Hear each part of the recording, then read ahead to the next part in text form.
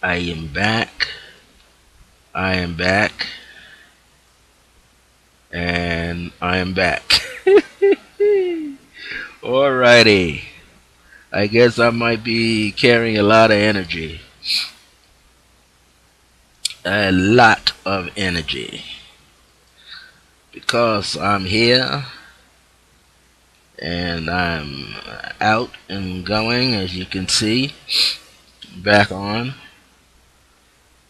Put the chat up here in case anybody wants to come through. It is a lot of energy. But I'm carrying a lot of energy. I'm like really pushing out a lot of chi today. So let me let all my friends know that I am back in the saddle. And so people will know.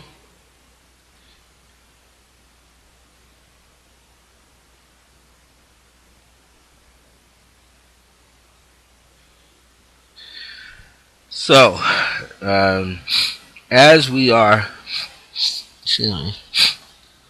as I was saying, you can connect with your body in this concept of mining the mind. Everything's inside. Everything's embedded in your cellular memory. Everything is in your Akasha records embedded in the base of your skull, coming up through your pineal gland, pituitary gland, all the cells in your body. So this is just a technique. Now, this technique, we don't get a chance to see the demonstration of it throughout nature, but it does happen. Crystals in your home are resonating with other minerals in the earth as well as in other locations. And if the resonance is the same, exactly the same, that means it doesn't matter what note you strike, if you join the mind and the feelings together with it, you can actually ignite a grid of sound going on throughout the planet or in your general locality. This actually can take place. So we see it in nature, or we may know of it in nature, or we may not know because we're not physically in the presence of it. But just the ability that we have to be able to connect with your own hand just by looking at it and taking that in and being able to have that same feeling. So I don't know how to explain what's going on. Everybody's having this experience, but I'm on broadcasting, so there's something in the system through the servers that are going back and forth. So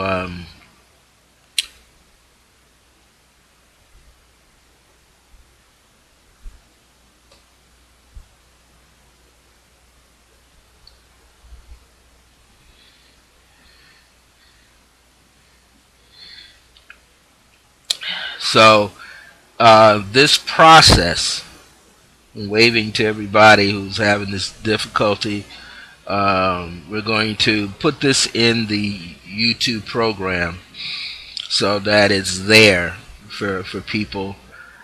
Some of these programs, I'm not going to be able to save them all until I get a additional hard drive. Then I'll be able to download it and transfer and save it. Hard drive, that is. And so some of these I might be missing. I think the last few of them, I just was able to get them up on YouTube directly, which was good. And then that way, people were able to see anyway. And so when I get my new hard drive, additional hard drive, I'll be able to go to YouTube and then send that thing right in to that new hard drive that I'll have, hopefully by next month or next week. Who knows? Now, what I wanted to talk about further is that there is this concept of being able to organically connect with your hand, your own hand, your feet, and all different parts of your body. Also with the now that's with the appendages, extremities. So if you can connect with the that and feel that, then you are aware that you could feel this internally, connecting with the various organs in your body. That's placing your awareness, your intention there, and let the thoughts and the energies, the electromagnetic flow of your thoughts and feelings, sensitivities, all of that just flow internally. And you have the capacity, not just the ability. You can develop the ability, but you already have the capacity. You're like we say capacity. That means you could hold this information.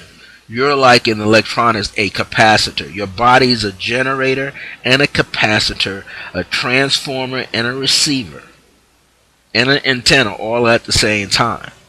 So we can process all of this information that is constantly flowing back and forth. And that was just a demonstration. You could place your awareness on the soles of your feet, and within maybe 5 minutes or less, 2 minutes or less, you feel a tingling sensation going on. The body received it.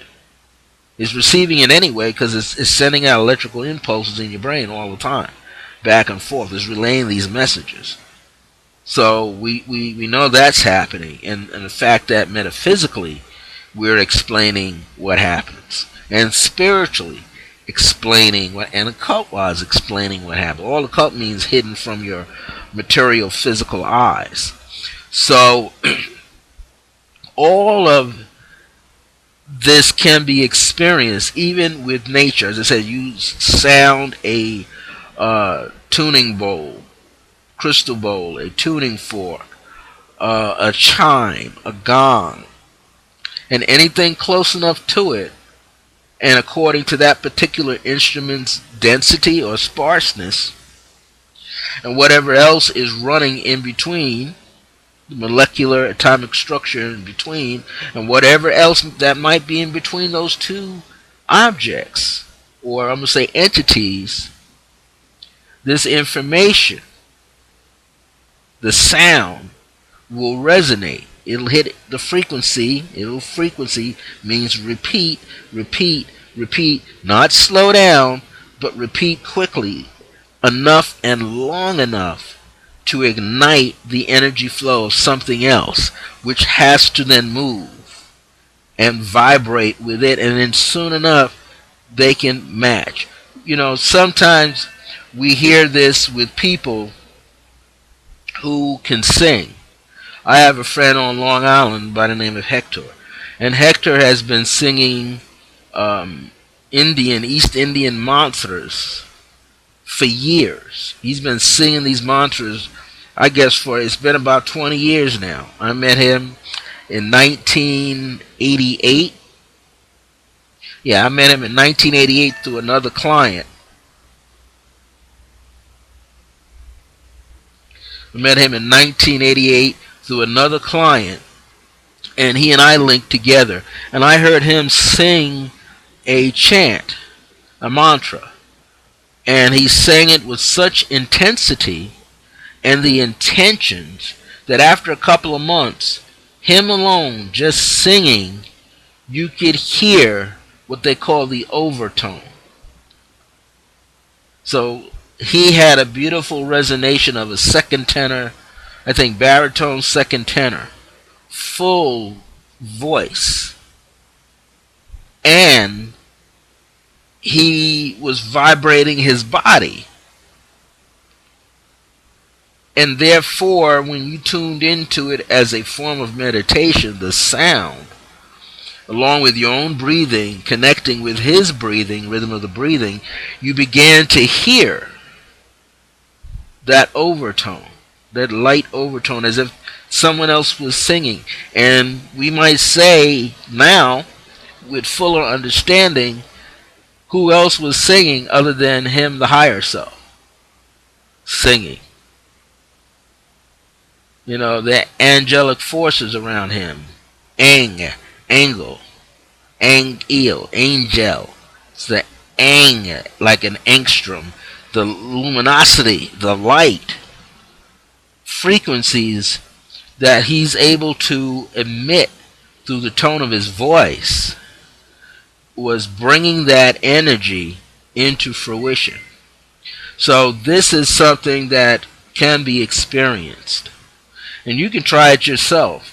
If you just go to a place, maybe you're at home, where you're nice and quiet, and begin to sing just one tone or a short phrase. Make something up and just sing it.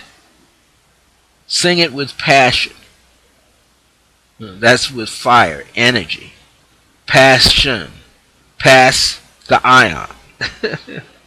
Move the ion, move the charged particles, charge the atmosphere up around you, and then sing into it. And you begin to feel the vibration of sound, and it begins to resonate.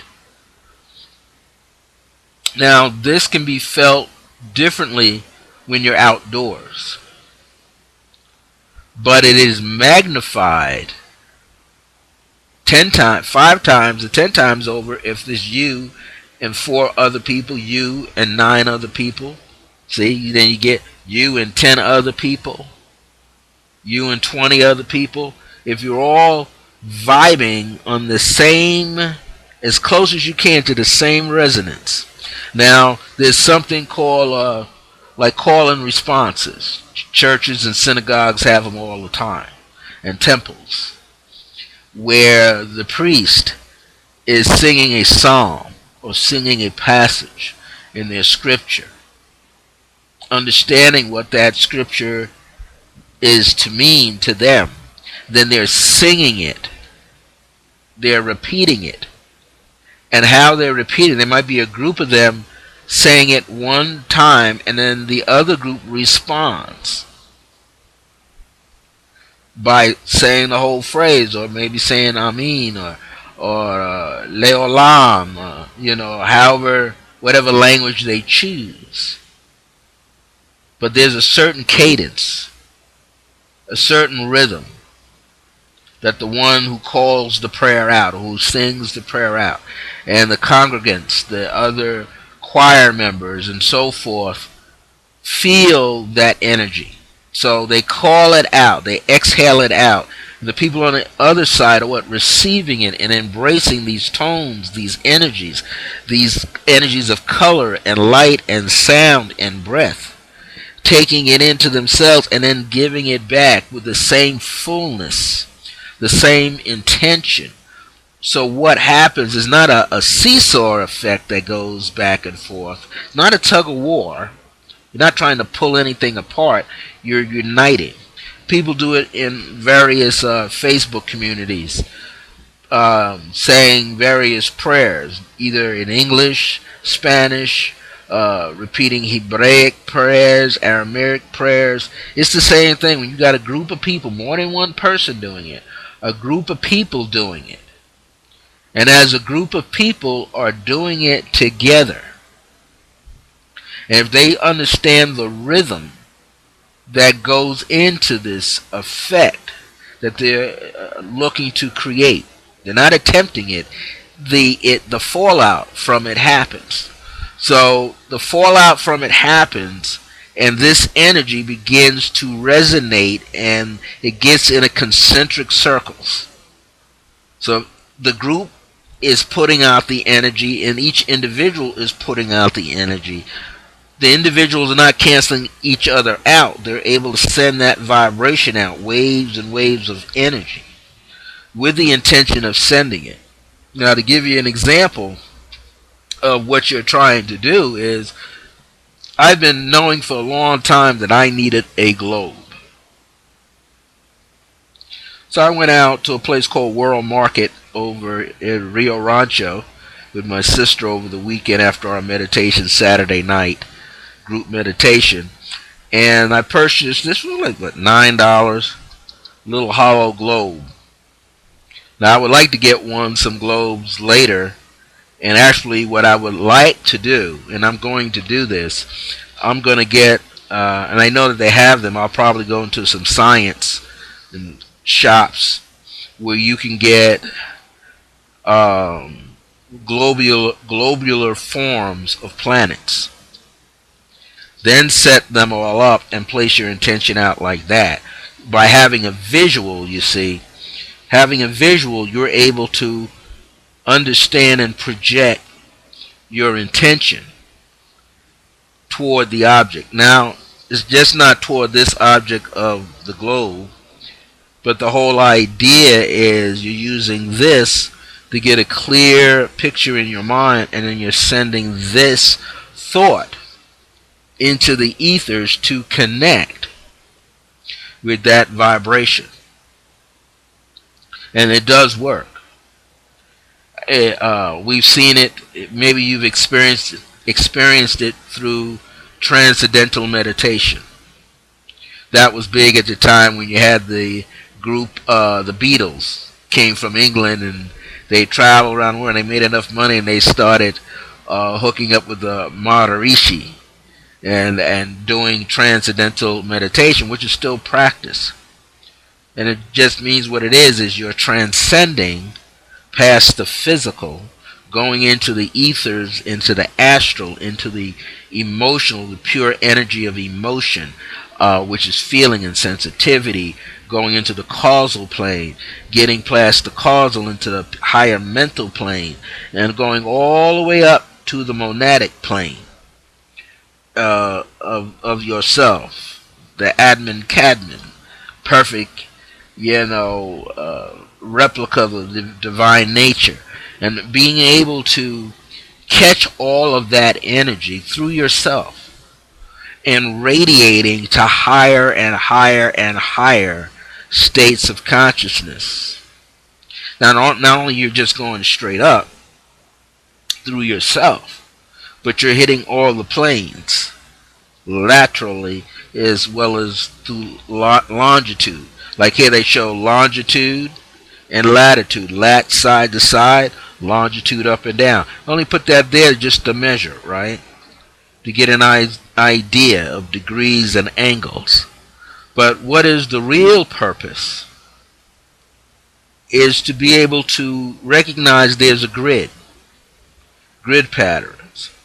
So, for instance, if you know where all the chakras, world vortexes or chakras are on the planet, then you're able to connect yourself with that particular grid pattern of energy. So the whole idea is to allow yourself to capitalize,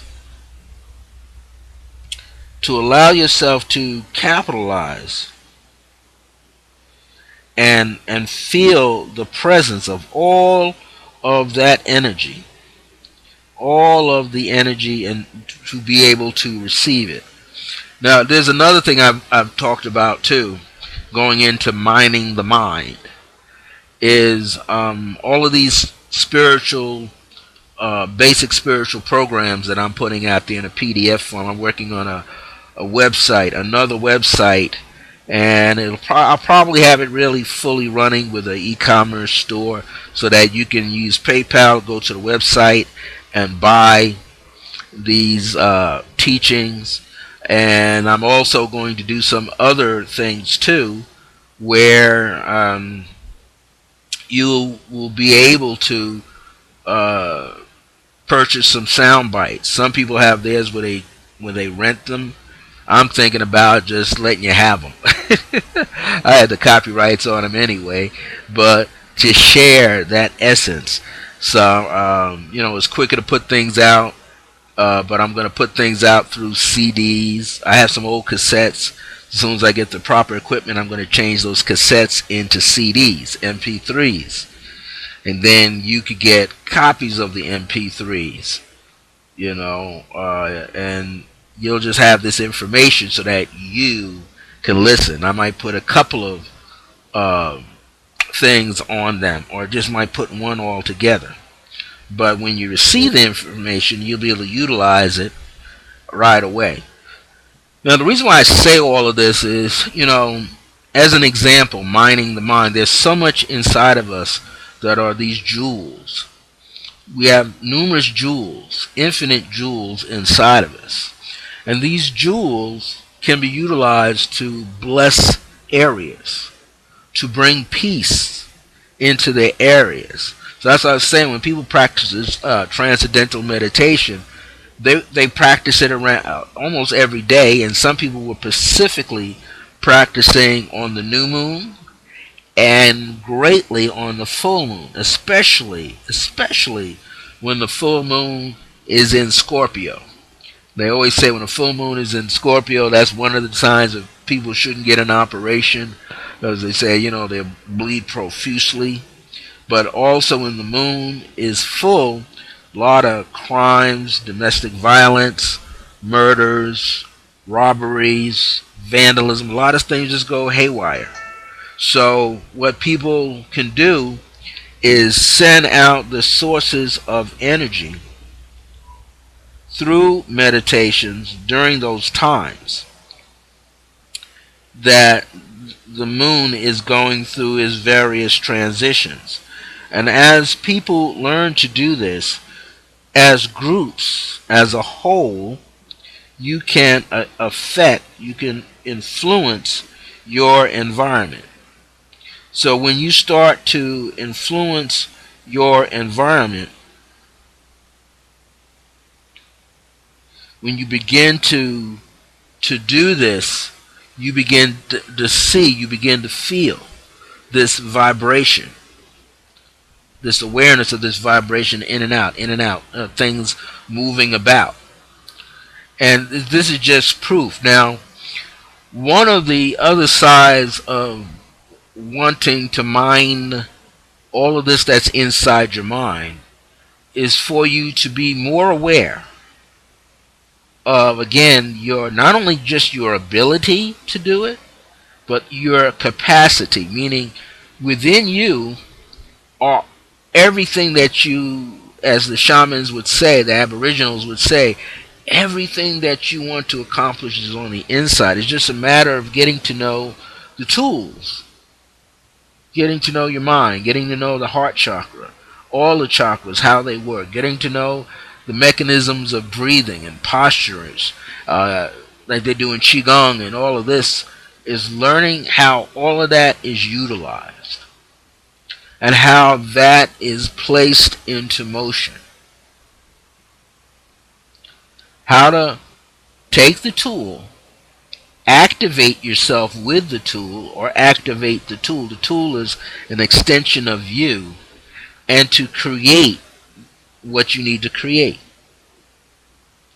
Now imagine that eons across the board, your ancestors didn't have, not all of them, from dating back across the board, hundreds of years, 200 years, they didn't have computers. They had the mind, they had the vision, they had all the other senses, they had the heart, and they trusted in the higher sources that they could communicate and connect. Mothers do it all the time using what? Their intuition, their clairsentient abilities, that they can be in touch with their children, know that something is going right or something's going wrong. Women have it a higher, I'm going to call it constitutional rate of energy, much higher, much more expansive field of energy to work with, to utilize, to place into motion. Men have to learn how to get that sensitivity in order. Now, just like you got 100 monks, 200 monks can sit in a court in their temple areas and just focus on one thing that they're seeking to accomplish. Imagine what you could do on your own with just a few people seated doing the same thing. Imagine what you could do. Your environment is influenced and impacted by the energy that you build up. If you wear a specific garment you wear for your meditation, certain things that you ingest that are healthy for your body, certain things you place tropically on your body that's healthy for your body. And all these things set up a vibration of resonation. Some people drink various concoctions of herbal teas. Some people I use this, been using it for 2 years in my system off and on. Ganoderma lucidum, royal reishi mushroom, and I got it in a tincture form now. And I take up to 28 drops or less, and I drink some water behind it before a meal, before I eat. Now, sometimes when I fast, I don't stop taking it either. Well, all of these things have life. Just like you go to a liquor store and they call it spirits. Going in there and buy some spirits. Same thing with herbs. Herbs have spirits on them. Even when they go through the process of making a tincture, the spirit force is still there with it. The spirit force is still right there with it. So there's this connection that you're making all the time. This is just proof that everything is organic. Everything has a connection. And as much as people try to break the connection, the reaching out of the energy is still there. It's been already proven by some other scientists over the years when they did Kirlian photography, named after a German guy that was able to capture the film, the picture of the chi around a plant. And people later on in the New Age communities created the same thing, put their hand in a box, and you can see the light radiating off of the fingertips. If I ever find the pictures I had taken of my fingertips in 1975, before and after 2 hours of Tai Chi, you'll be able to see just how enhanced that energy is. Well, it's just proof that when they took a plant and cut a leaf off of a plant, or cut a part of the plant, just the tip of the leaf, when they took a picture of the plant with the leaf with that little part cut, the memory of the plant, the organic memory of the plant, showed where that piece was cut off, which says that the plant knows. The plant knows its energy. If people could pay attention to what nature is saying, mining the mind, not only your mind, but breaking past the physical complexities of your body, your blood, your bones, all of that, and just feeling like deep into the fascia where the chi is, to get that deep and then expand through there, you would be able to feel the energy. You would be able to feel the energy of another living thing, a plant, an animal. Think of when people talk about, okay, you shouldn't eat this, you shouldn't eat that. Well, if you eat live foods, you're still consuming a living thing. Now, I'll say it, I didn't get to that level yet, where I'm vegan. I didn't get to that level. I used to be a vegetarian for a long time, and then I got off of that because my body wasn't cleansed internally.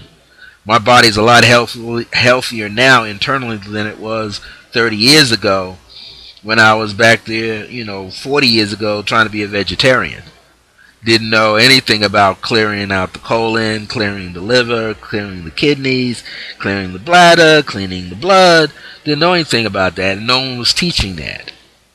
Now we have all this stuff to work with. But what I'm saying here is that, yes, the cleaner we get on the inside, but also with the thoughts. And,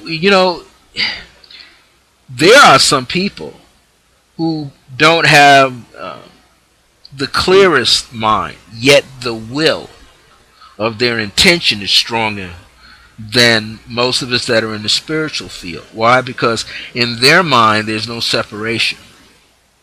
So they could connect. There's no separation.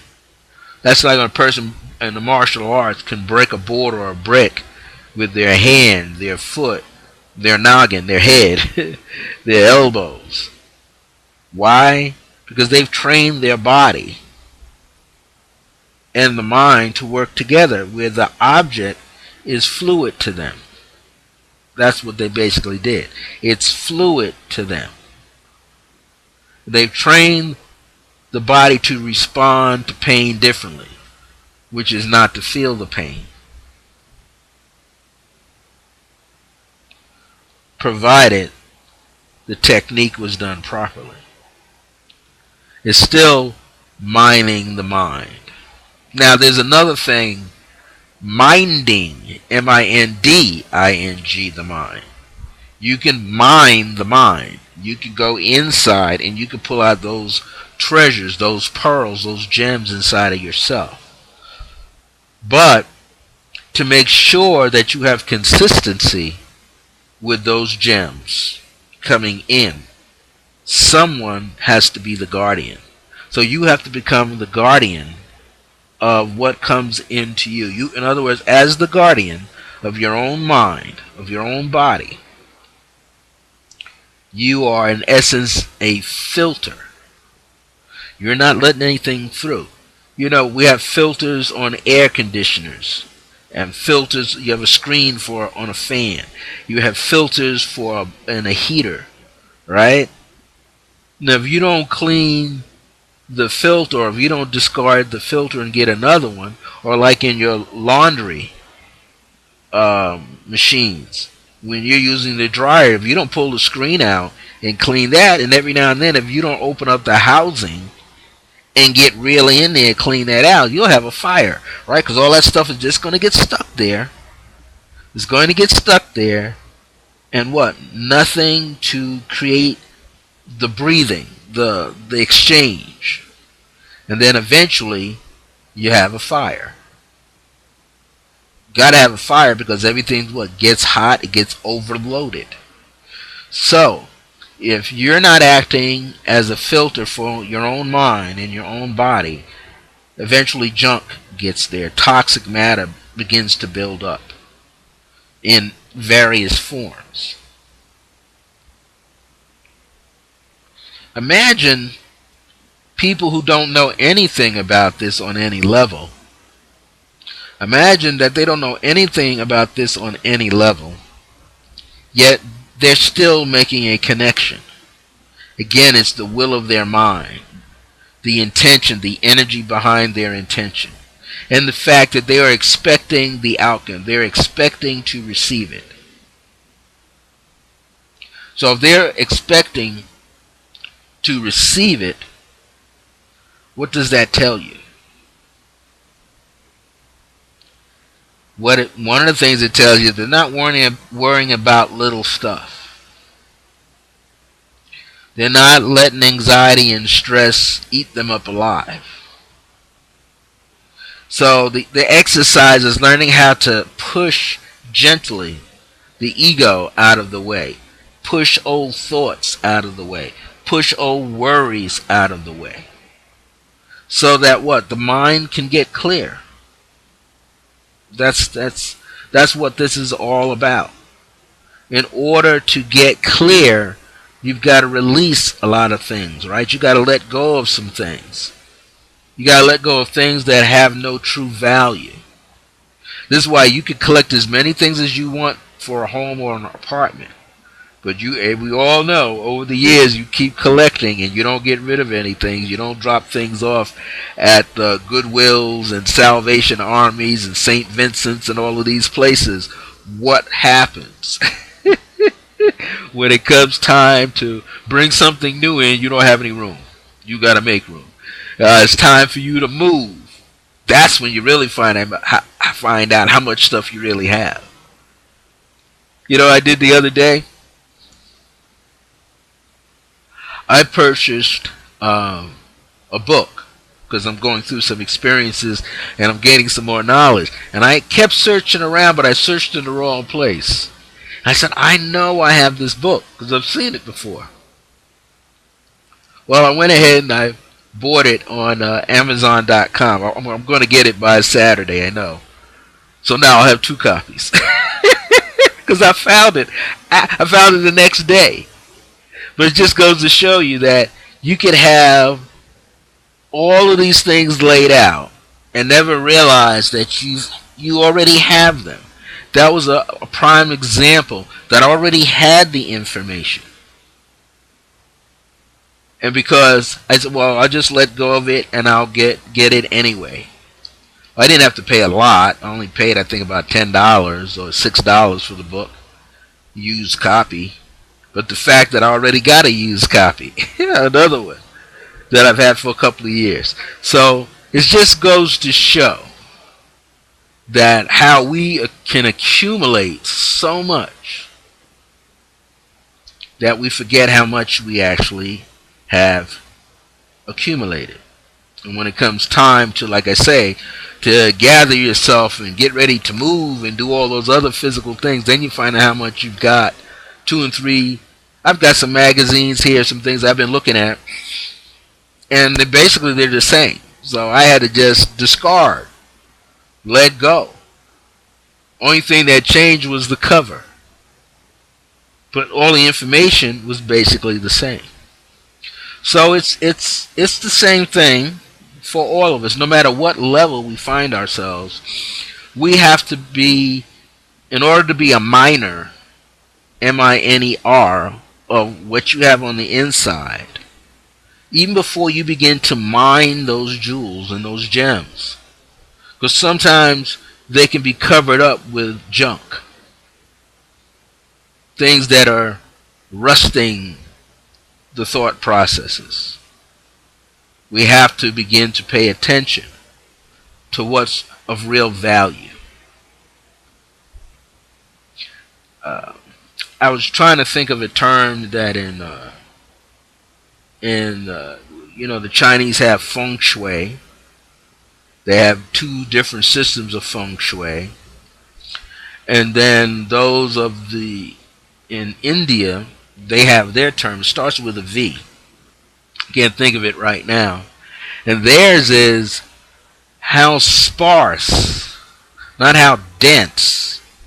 It's not a matter of having all of these things around you, but can you have something of true value? 1 or 2 things that represent simplicity and lend greater space so that the energy in that space can grow, can mushroom out. Can you do that? That's a whole science to itself. So there's a science to decluttering. There's a science to keeping space around you.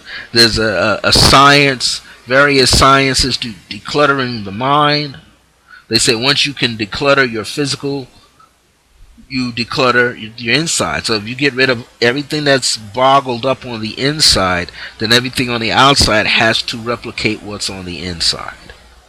And all that means is more energy. And when you move stuff around, move stuff out, you can feel energy flow.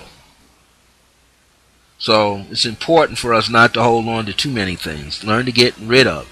Let someone else enjoy the pleasure that you enjoy. Learn to let it go. A perfect example was I left over 2,000 books and booklets in storage on Long Island. I just couldn't keep going back and bringing enough out. Plus, I owed a big, huge bill, and then I realized being overcharged for the bill. But at the same point, I realized, you know what? I have emotional attachments to these things.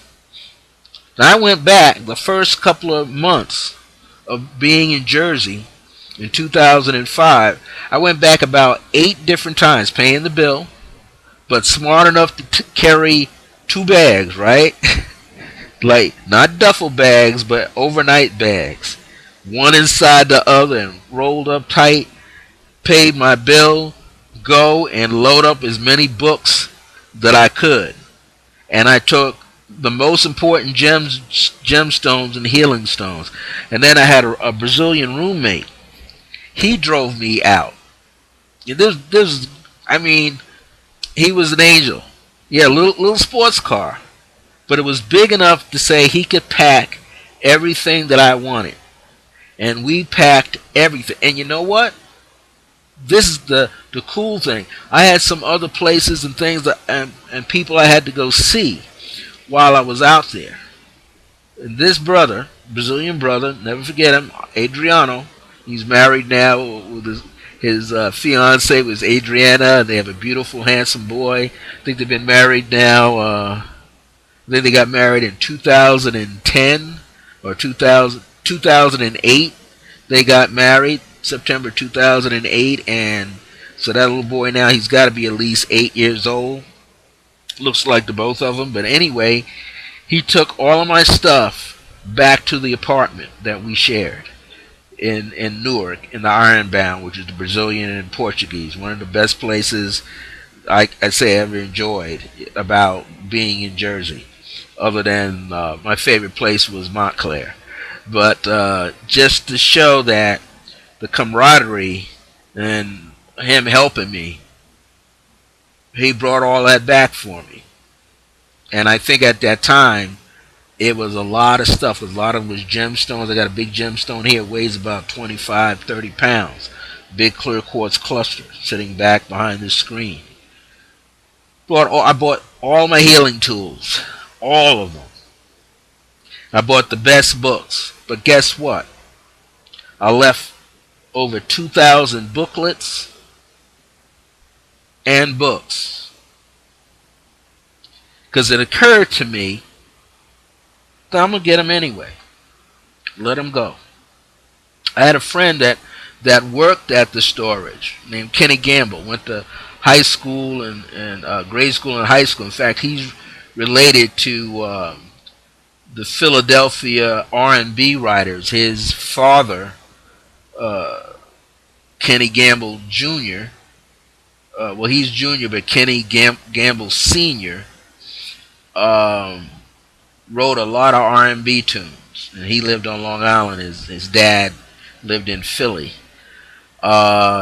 He worked there, and I remember going back and telling him, look, I may not be able to get all this stuff out, but what I want you to do, along with my other friend that had storage, that if this stuff ever went up for auction, I want you guys to bid for it. And take the books. There's some musical instruments. Take them. I had acoustic guitars. I had Indian tabla drums in there. I had kalimbas in there. I had 4-string doubles. I told him, take it. He said, I'll send it to you. No, I didn't even send it. I can get them a dime a dozen now. But I'm just saying that sometimes when we're minding the mind and mining the mind, there are many things that we outgrow. So we got to learn how to let go. Because when you let go of things that you no longer need, and you can easily pay attention to that. Just notice the things that you're using all the time now. And how you don't even connect yourself to any of the things that you used to use. You don't even think about them. You know they're there, but you don't really use them. So if you're not using them, go through them and see if you can release them. But at least go through that. Maybe you're going to use them at a later date. Then you have to do that. I have lots of things in the studio here that I go through often. Realize, no, I'm going to be using that when I start doing some new painting. I got to use that, and certain other things I get rid of. But I'm saying all of that because we have to realize that it's time to let go so we can receive more. There's a saying in so many words. I'm just going to paraphrase it. I'm just going to explain it the best that I can here. When you know that you really don't need anything, that's when the universe just piles it on. That means you don't have an attachment one way or the other. You have a nonchalant attitude about it. You're not really worried about it. You don't even worry about your bills. You know you got them every month due at a certain time. So why worry? Even if you don't have the finances, why worry? Why? Because they're going to be paid. There's lots of other little nuances in between you getting the money and you sending it out to paying the bill or going online or whatever. Get yourself in the habit of not worrying about when you're going to get money, how you're going to get money, how a certain thing that your project that you're working on is going to draw money to you. You got to get into the joy of loving it, doing it. You got to realize you got a passion to do it. It's a part of you. I think they said, Pablo Picasso said, you have one gift. One of the blessings to know is that you have a gift. A greater blessing is your purpose is to give that gift away. Well, I started doing since I've been here in Albuquerque, living here in a new city in a new state. I realized that a lot of my artwork, even when it doesn't sell, I'm holding on to it. So you know what I've learned to do? I've learned to say goodbye to it. Thank it for gracing my home, my studio, and just let it go. If I want to have a reminiscence, if I want to reminisce about it, I'll just take it outside and I'll take some good pictures of it. Then let it go. We have to let go of something for something to come in. Nothing can take up residence inside, can dwell inside. Nothing new can dwell inside of you if you don't let something go. And the best way is to let something, you can let something of value, you can exchange it for something else. But just let it go. When you can get to that point, and when you have the capacity to get to that level, let me check my time. Yeah. When you have the capacity to get to that level, where you're not holding on, you don't have any emotional attachments to things, then you're starting to live. You're starting to enjoy your life. You got clothes, take care of them, enjoy them, release them. Or recycle them some kind of way. You got jeans with holes in them, too many holes, you don't wear them on the street like I do. Clean them, cut them up, use them again when I'm painting or something. That's what I do. Recycle, use again, and paint till I can't do any more, then discard it. This way you're not wasting. And what I said before, when people say, hey, well, you're eating too many, people eat the meats and the poultry and the fish, they need to eat more live foods. Well, live foods are live foods, so guess what?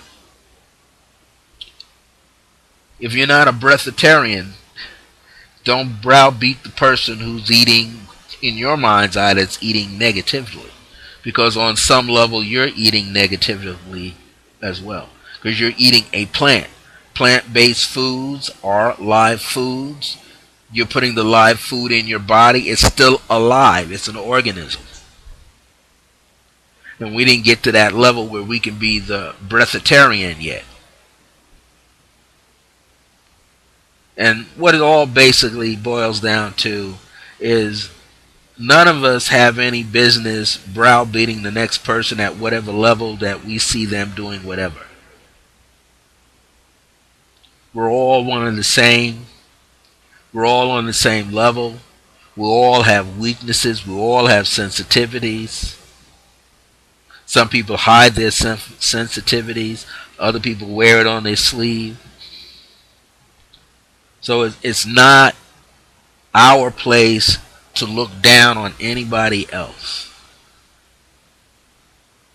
There's the spirit of allowance. You must allow. Why? Because once you were there, either in this life stream or another life stream, you had that similar experience. That's why you're reacting to it. If you see somebody, let's say, having a drinking problem, and you're reacting in a negative way to that person having the drinking problem, you're also reacting to what's on the inside of you, because whatever they're doing is triggering that experience that you had a long time ago, or perhaps in another lifetime. Same thing when people look down on the homeless. Hey, in another dimension, another reality, another realm, another quadrant, another sector of the universe, another life stream, you lived homeless. There's nothing that we haven't done that's in our external world that we haven't done at some other time. Many of us and a lot of people are always looking to, which is good, they align themselves with the positive. And they say, well, I used to do positive things and therefore I'm with the positive. Reminds me of the positive things. Well, the negative things should remind you of the negative things that you once did too. That goes right down to all this other stuff we see going on that I'm not going to repeat. We see enough of it in the news. We were once there. We were once at a point in our lives when we experienced it and we dished it out too. So we can't lump everybody into the same bag, boat, shopping cart, whatever. Everybody has experienced that same thing at some time or another, has a memory about it at one time or another. If you don't remember it, you may have blocked it out so that you don't remember it. But there's some part of you is vibrating to it because it's being brought to your attention. It's happening to you or around you, or you're a part of it. So I'm just saying this to say that all this energy starts to resonate with each other. And we have to begin to see that and how that is connected and where we kind of fall in to all of this. So it is 6:32 p.m. We had an interruption. I was on for about 16 minutes and then I had to jump off, so I lost about 10 minutes of time. So I'm going to use that time frame as basically might put it out there as part one, or I just might leave it alone and get rid of it. And we'll just use this part here.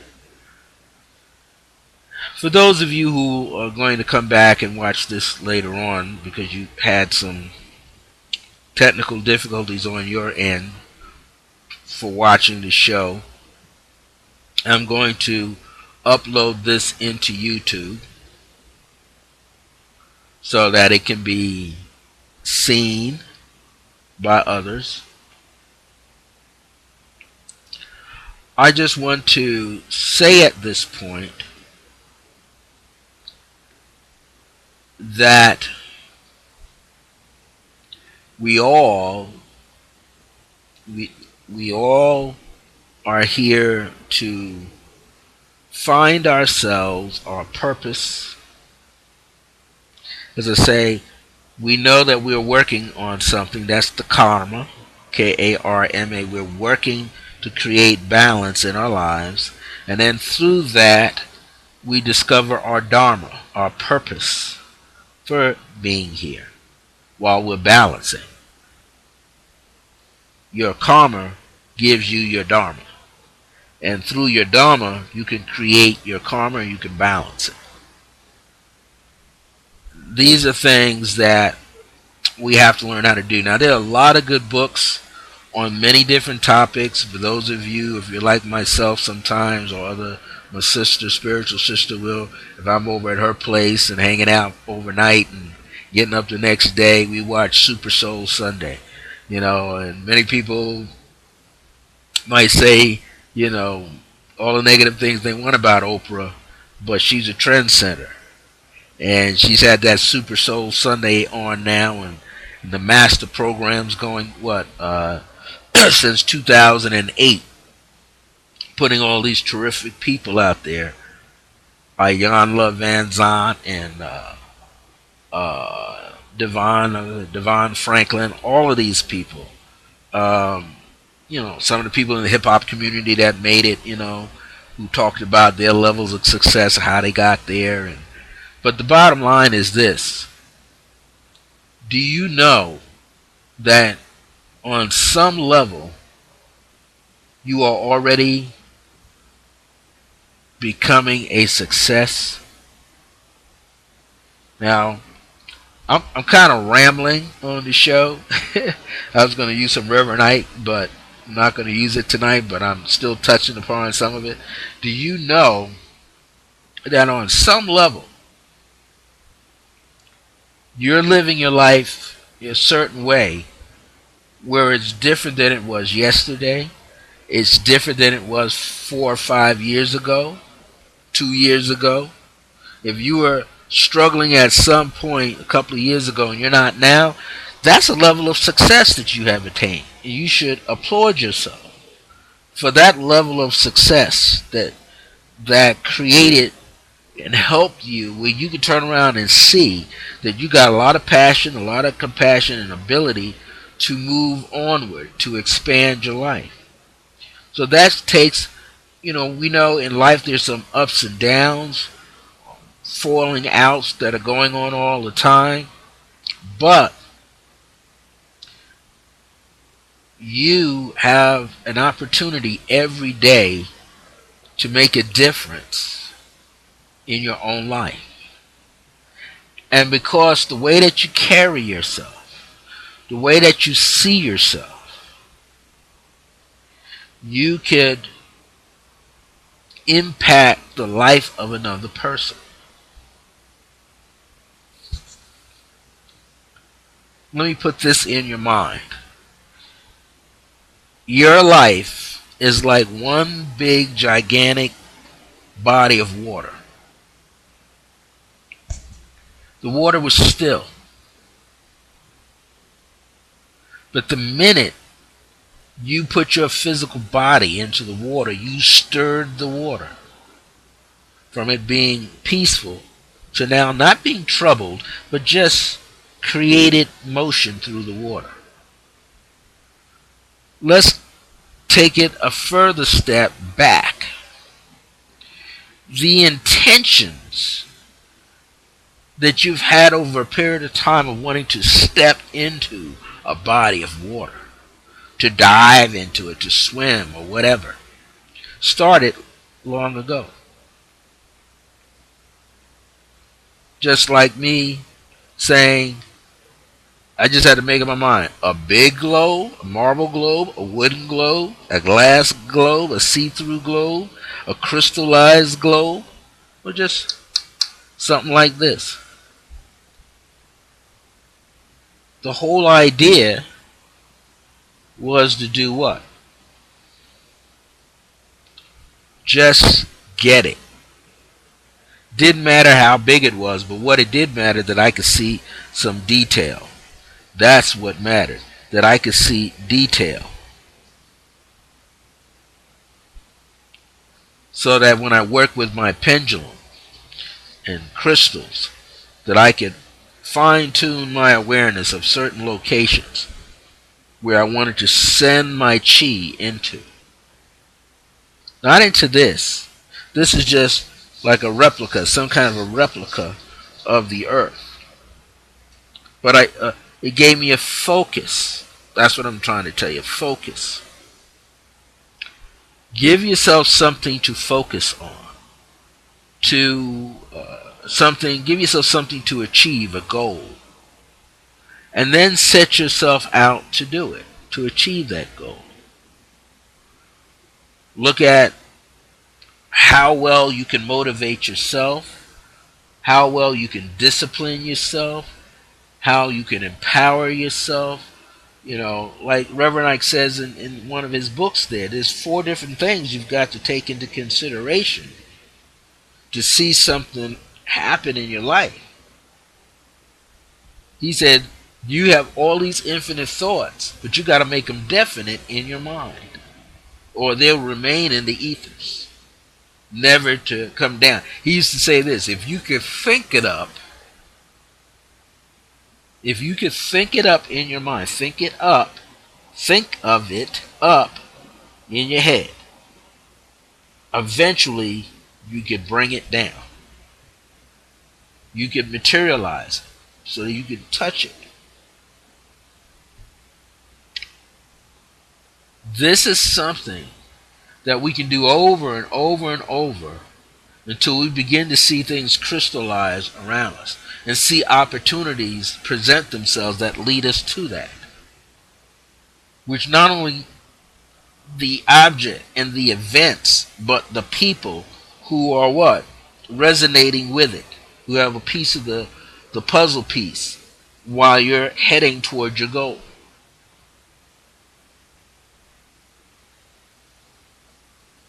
You, on some level, are already successful. I often would say to my students that I mentor, I said this to someone not too long ago, and what they wanted was he was an athlete. This is a couple of years ago, playing, college sports. And he said, "Yeah, our team is up. We're not in the championship. We didn't make it, but we're pretty close." So I said, "Well, what did you want to see?" I said, "If you reach for the impossible, would you say reaching for the infinite, you'll pick up all those things that are finite, but in this sense, that are already around you, already here." So I said, "Okay, here's a lot of things that you could shoot for.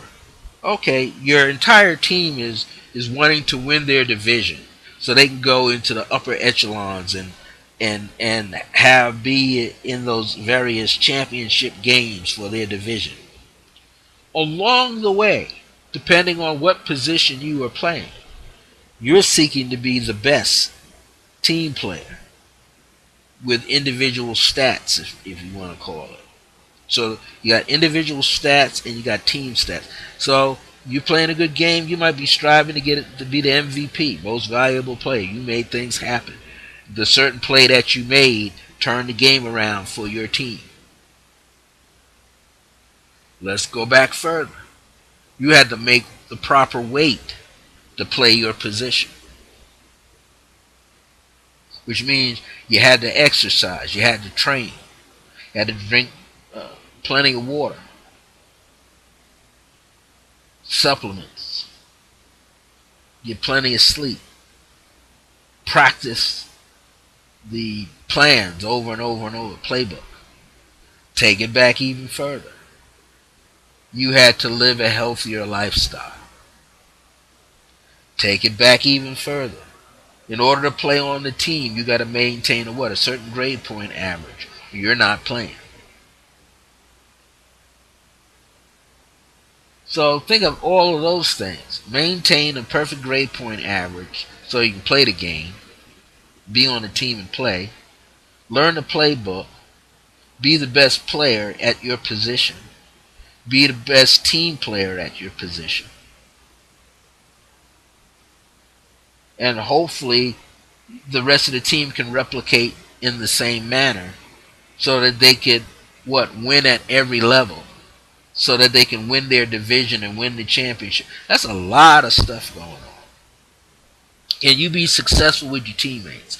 Can you be successful in your communication with your teammates? Can you be successful with your coaches? Can you be successful with your trainers? Can you be successful if you need a tutor? Can you be successful communicating to your teachers? There's a lot that goes into being a success, but can you recognize what level of success you may have attained already? So what I told this young man was this. You've got to convince yourself that you have already done this before. You must convince yourself that you have already done this before and that you succeeded. You're just doing it, getting another opportunity to do it even better this time. So if you can begin to tell yourself that, not just believe it, but embrace the fact that you've done it before and you've done it with a great deal of success before, then you begin to draw on those experiences and you will duplicate them, this time doing them far better than what you did before. Now that in itself is not quote unquote spiritual. That's just common sense put into motion. Practical sense put into motion. Sense means the science of the direction that you're going in.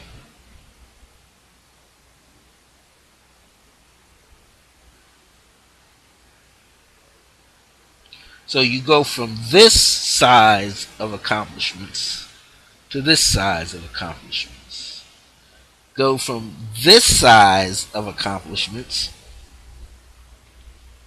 to this size, to accomplishments that are taller than yourself, wider than your girth.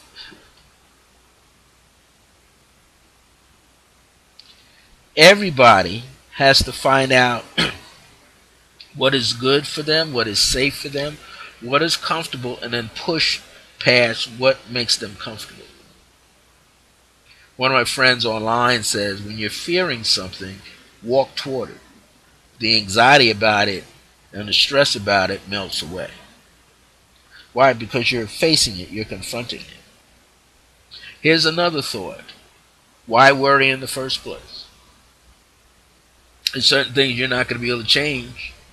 And there's certain things you have to be ready for to receive so that you can make the change. But if you're worried about stuff that you have no control over, you'll miss the opportunity to get on board with the changes to be even more successful now than you were before.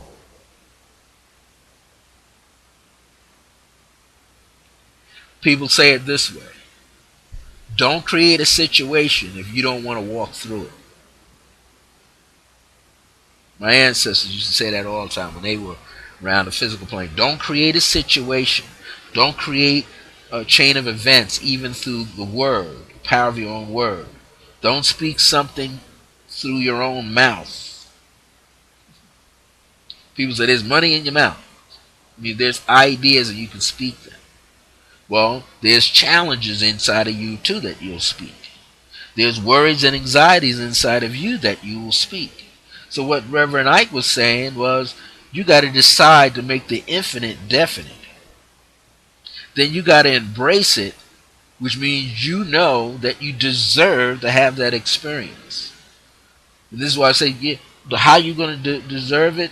Because you've done it before in other lifetimes across the galaxy. You already did it. You ever heard that phrase? Been there, done that, got the t-shirt? You've been there. You know how it goes. To some extent. You know how people can be roadblocks, how you can be the roadblock yourself, how people can assist you, how you can assist yourself. Then you got to see it, you got to envision it. So in one of my PDFs here, I talk about understanding your dreams. One of the things I ask in there, are you the dreamer or are you the visionary? If you're dreaming to be more successful, you got to jump from being the dreamer into the seat of the visionary. The visionary sees all, receives all. While they're moving toward the goal, he or she is moving toward the goal, they're clearing their own path and they're making themselves better to receive. Then he says, feel it. He always used to say this, let the feeling get the blessing. If you feel on point, if you feel excited, if you feel like you've done this before, if you feel that you could see this, taste this, eat this, smell this thing that you're seeking, if you could bring your energy to that height emotionally, and emotions and feelings are two different words, you know. Emote. Take the ion and what? Send it out. Emit it. Give it motion. Give it movement. That's what emotions are. You're giving something inside of you a chance to move through you, to be external. And E is a Latin letter that represents the memory.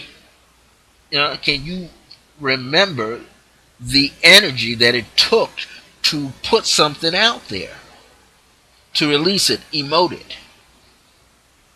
Then there's feeling. Well, feeling is not you're reaching out, but you're sensing. You're reaching out to feel something so you can bring it in. That's what I got this feeling.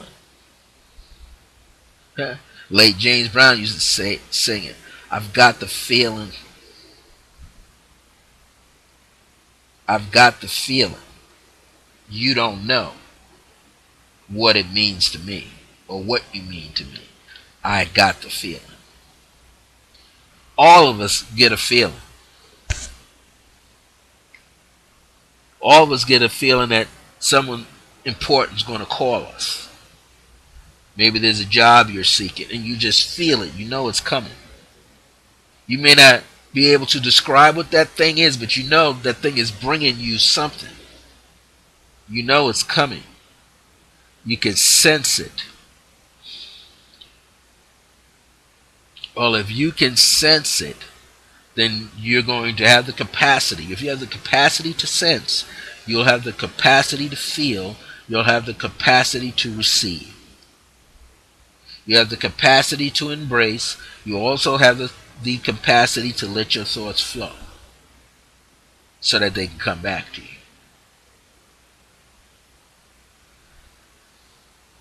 Today's message was kind of a powerful message in itself. We got about 8 more minutes. I'm not going to talk past 7. Got at least 45 minutes in this show. But right now we got an hour, over an hour and 4 minutes, so that's good. One of the things I just want us to remember is that we can make it happen. We got to get the ego out of the way. We have to go beyond believing. We have to learn not, you can speak the truth about something that you see. You can speak the truth about a person that's doing something right or wrong, but we're not really in their shoes, so we don't know what they're really feeling. But if you're empathic, you can feel what they're going through. I used to call that putting yourself in someone else's shoes, getting in their life, in their path, and letting your emotions get in there, and let your feelings get in touch, and let your thoughts be there. Then your whole body is having the experience. So when your whole body is having the experience in the manner that they're having it, it can be a shock on your system because you don't know what that's like. If you have experienced something similar, then you should have greater compassion and understanding. And if you don't understand it, if it agitates you enough where you know that you're not doing anything to draw that energy out, then my advice is get out of the way. Get your mind, get your emotions, get your feelings, get your perceptions, get your concepts, take your physical body out of the way. Self-preservation is the first law of nature. Preserve yourself. Preserve that which is good. Preserve that which is the opposite so that you know the difference. So that you have proper discernment. And that you can value your discernment. What good of you if you're worth $100 million or $100 billion or $100 trillion and you don't value yourself, not one iota, not once do you value yourself.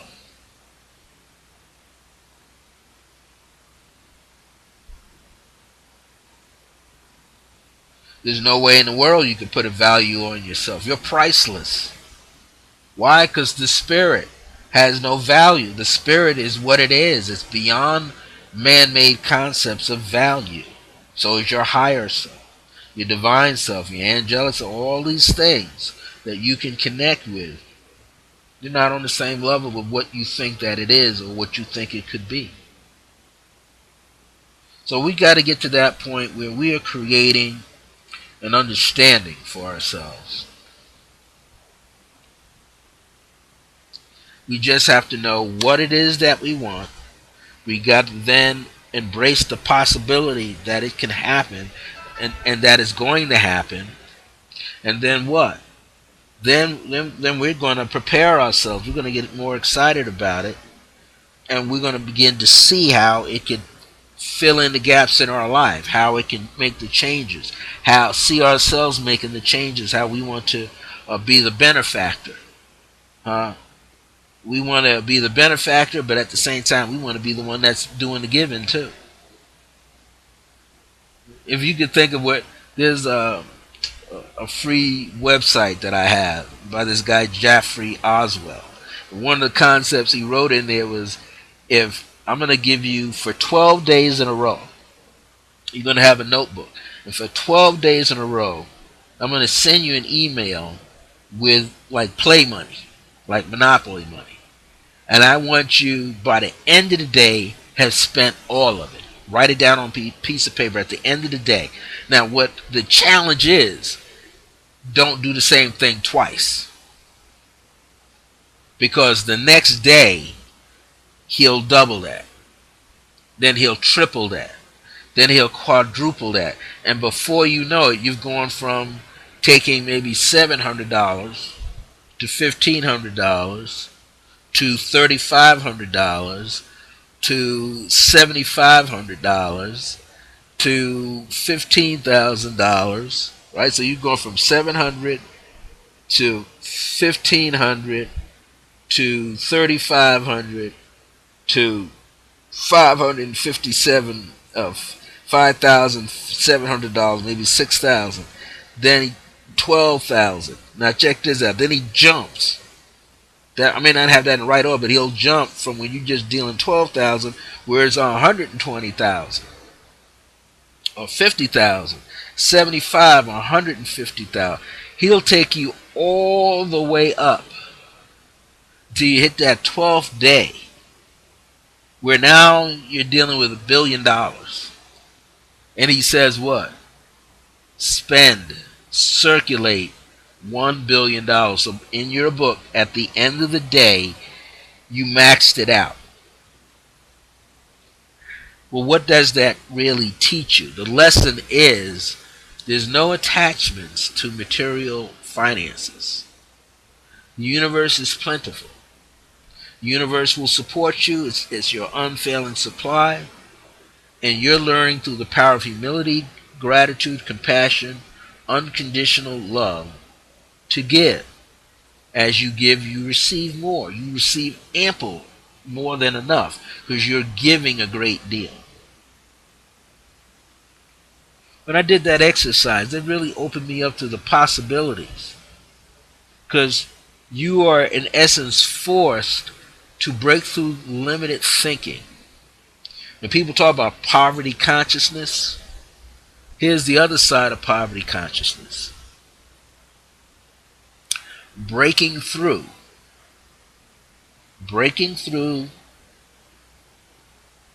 the limited thinking so that you can draw in more, larger sums of prosperity, larger sums of abundance, larger opportunities of abundance and prosperity into your life. Breaking down the walls of poverty thinking. That's what Reverend Ike did all of these years. Maybe I'll be on just a little while longer. We're encroaching. He wrote a poem. I'm going to read it. He says, the author of the poem The author of the poem is Retsama. Retsama. Retsama, backwards or forwards. Retsama is written backwards to represent a master. The title of the poem is Mastery. He said this is the culmination of the 4 steps to get what you want, because he already told you what you had to do. He said you had to decide, you had to make it definite, you had to mentally accept it so that you became unstoppable about going about getting it. You had to have a vision for it, you had to visualize, you had to see it, and then it cannot be otherwise, right? It can't be taken from you, because now not only are you stepping over the boundaries of seeing it, but you step into the boundaries of feeling that thing. You'd have to feel it in order for it to come full circle. So here's the poem called Mastery, written by a master called Retsama. I at last have reached the goal and solved the mystery of my soul. I am that to which I pray. See, it says, I am that to which I pray. I am that I am. That to which I looked for aid. I am that which I did seek. I am my own mountain peak. I upon creation look as a leaf in my own book. For I, the one in capital letters, the many, make of substance which from me I take, for all is me. There are no two, say just me, but there are no two. Creation is myself all through. What I grant unto myself, I take down from my own shelf, and give to me the only one in capital letters. For I'm the Father and the Son, S-O-N. When I want, I do but see my wishes coming forth in me. Father and the Son. Father is the consciousness of divine, of the divinity within. The Son is the replica of that. For I'm the knower and the known, ruler, subject, and the throne. The 3 in 1 is what I am. Hell itself is but my dam. That means your ego is your only hell. You're the only one that can create the hell for yourself. It's a state of mind. You block yourself. Which I did put in my own stream. See? Put the dam in your own stream. You put the rock in your own stream. You blocked yourself. He said, when in a nightmare I did dream that I was not the only one. Okay? So, it's not over yet. He said, you're not the only one. Not the only one that does this. We all do it. We all block ourselves. He says, thus by me was pain begun, which ran its course till I awoke, and found that I with me did joke. So the joke is on us. We created it. Okay, so now that I do stand awake, stand up and your eyes are open now. Your consciousness is together. I, my throne, do wisely take, and rule my kingdom, which is me, a master through eternity. The kingdom is yourself. All of this is the external. But all that's hidden on the inside, the invisible part, that's the kingdom. You're subject to the universal laws of self, of the I am that I am. So once we understand these things, we then can move forward. You can move forward. He says, you have within you the infinite power of God to bring into existence whatever good you want to be, to do, and to have. We all do. So when we hear ourselves complaining, We have to really begin to think, what are we complaining about? What did we do that disrupted our own direction toward our goal? Did we allow ourselves to get sidetracked? Sometimes we do. We allowed ourselves to get sidetracked. And sometimes I know I've been one of them. I think, oh, that person sidetracked me. This person called me. No, I allowed it to be because why? I was thinking too much.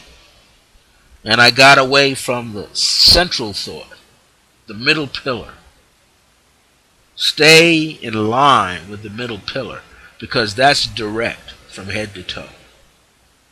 Have an awareness of that middle pillar. If you can have an awareness of that middle pillar, you'll have all the science that you need. You'll have all that is natural, what you need, what you desire. So you have to use what nature offers you, which it offers you something that is forever being born in you. And then you have your own mindset, mind concepts, your own perceptions. And what? You got to blend these things together, the two together. And you can't be too severe on yourself. You've got to have the understanding. You got to have the understanding. You got to have that divine mother sense of energy. You got to have that divine father sense of wisdom, which is called wisdom. And in you to attain the crown, the ineffable, the Ein Sof and Ein Sofer, the limitless light, the wisdom and understanding and how everything works. You got to go within. And the place of going within is in the heart. That is the central part of you. That is your solar kingdom. That is the sun in you. But it's not one dimensional. It's not two dimensional. It's not three dimensional. It's not just four dimensional. It's not just 5, 6, 7, 8, 9, 10, 11, 12, 13. It's the all of all. The all in all.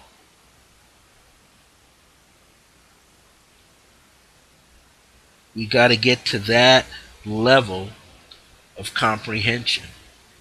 But not only just knowing it,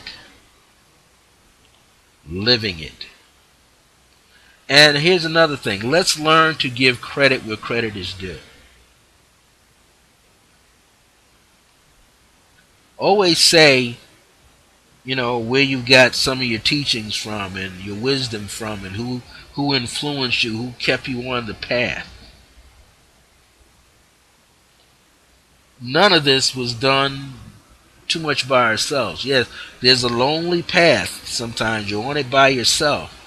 However, you're living in the age of information. You got the internet, you got DVDs, you got radios, you got computers, iPads, tablets, cell phones, satellite phones, radios, CDs, DVDs, flash drives, movies, printed material, talking to people, going to seminars, conferences, teleseminars, webinars,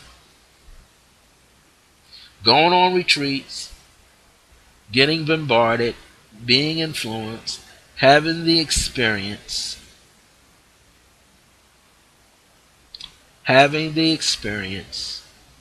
generating those ideas for others to feel what you have felt, feel what you have experienced. Talking, communication, telepathic communication, empathic communication. All of these things are here. This is why I said earlier, realize that there's a part of you that's already a success. I'm going to stop there tonight. We talked about a lot. I put a lot of information out. You can replay this. I've talked all over the board tonight. I didn't leave myself an outline, so I'm going to have to replay it myself a little later. Talked all over, but I extended yesterday's blog talk called Mining the Mind, and then mind the mind. Become the guardian. Become the filter. Become use the chief, not the chief petty officer. Become the general and the admiral of discernment in your own life. And recognize where you're at, where you're going, and that there's no limited thinking. You've done you've done pretty much of what you're doing now before. You're just doing it better, learning how to do it better and better and better. Well, until next time, thank you for being here with me today.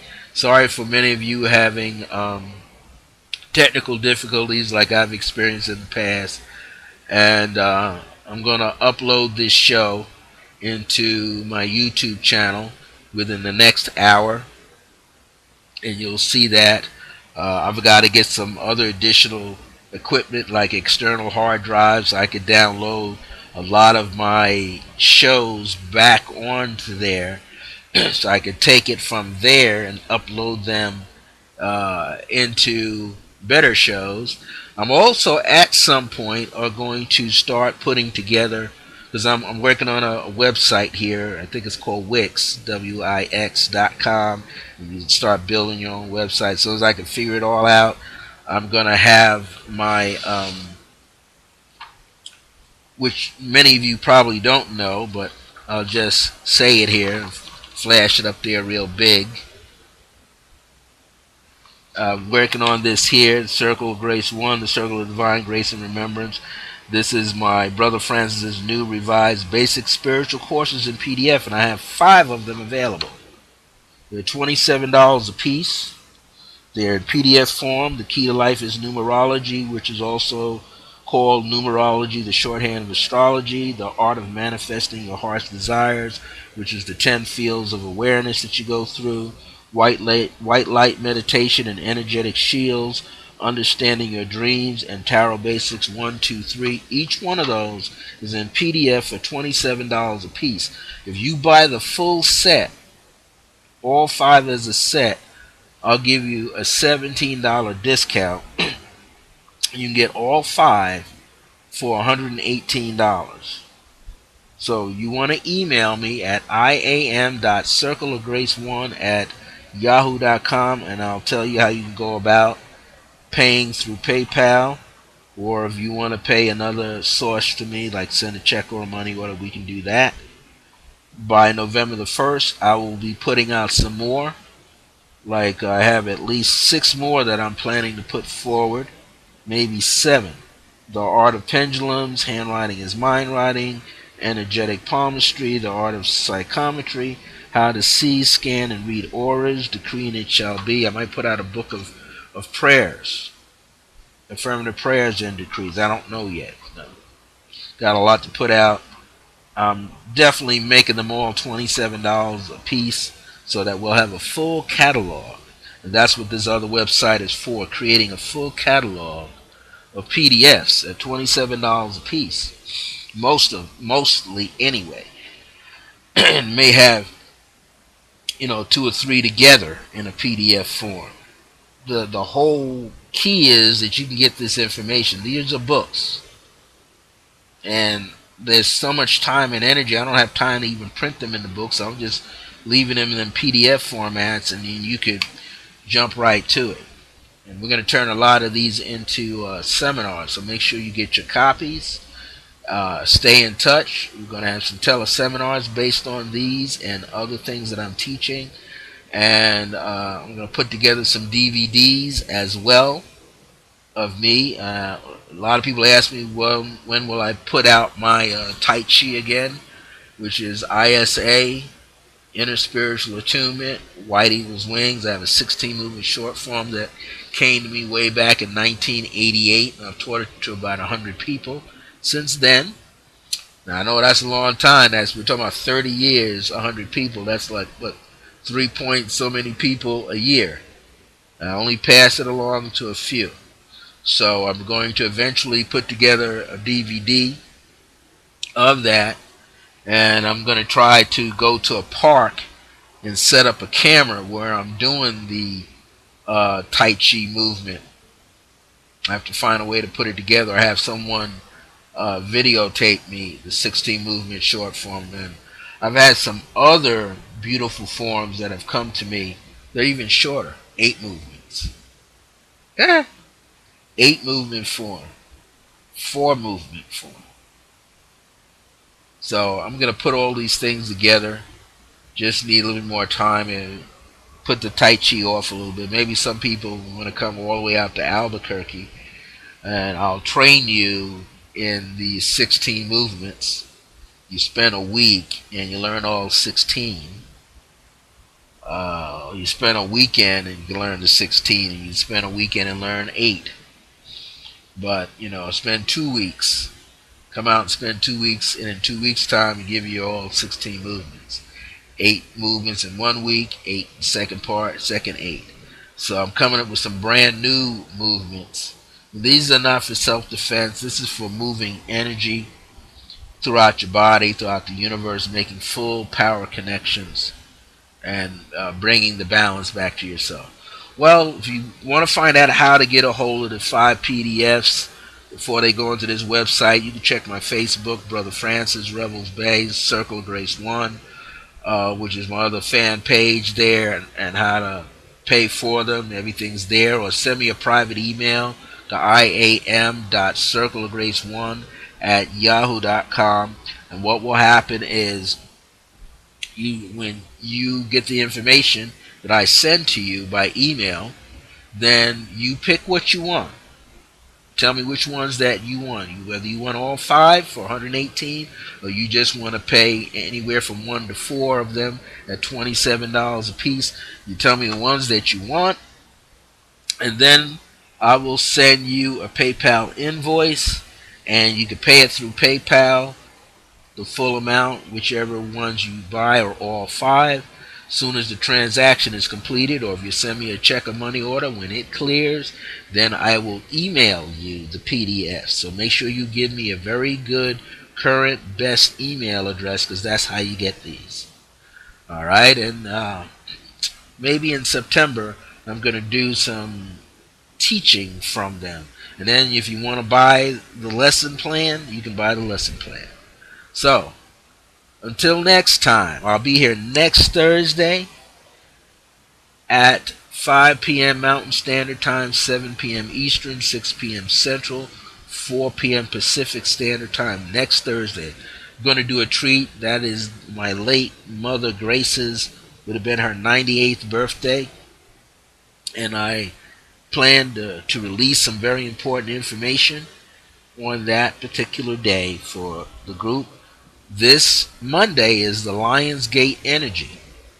This is why people are feeling all this energy on the planet. Lionsgate is when we got a chance to be initiated into new things and to do new things into our lives without any limitations.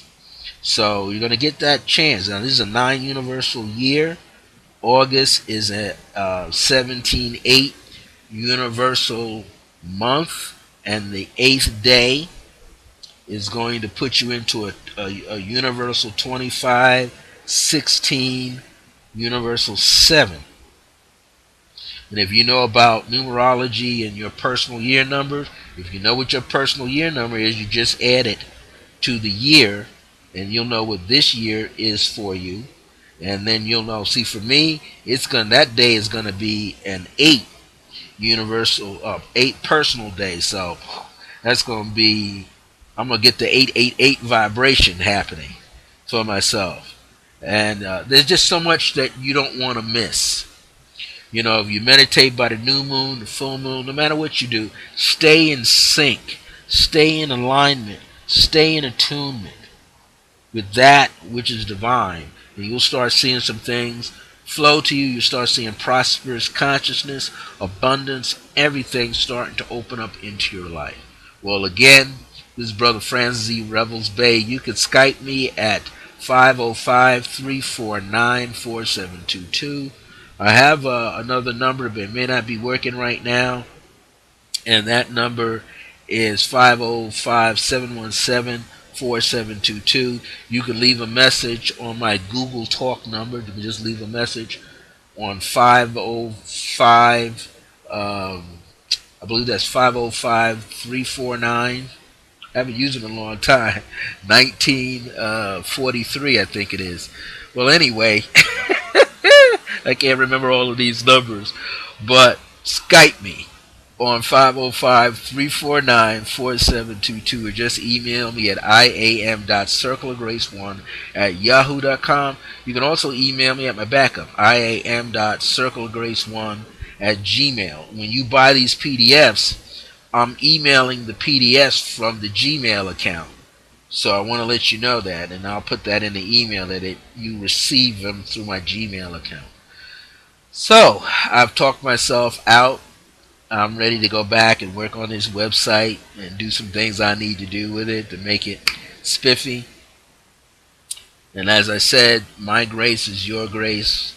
That's the phrase that the man in the sun, and the great central sun, Akhenaten, says. My grace is your grace. Ameneten, to me. So I say that to you. My grace is your grace. And until next time, remember that divine grace is a blessing, as we are alive and well in the age of remembrance. See you next time. Thank you for being here with me. See you next week. This time, 5 p.m. Mountain Time. And if you come next Wednesday, August the 10th, on Blog Talk Radio, my channel is The Age of Remembrance. Sub-channel title is Circle Grace 1 in the Age of Remembrance on Blog Talk Radio. Then that's at 4 p.m. for about almost 30 minutes. Take care, everybody.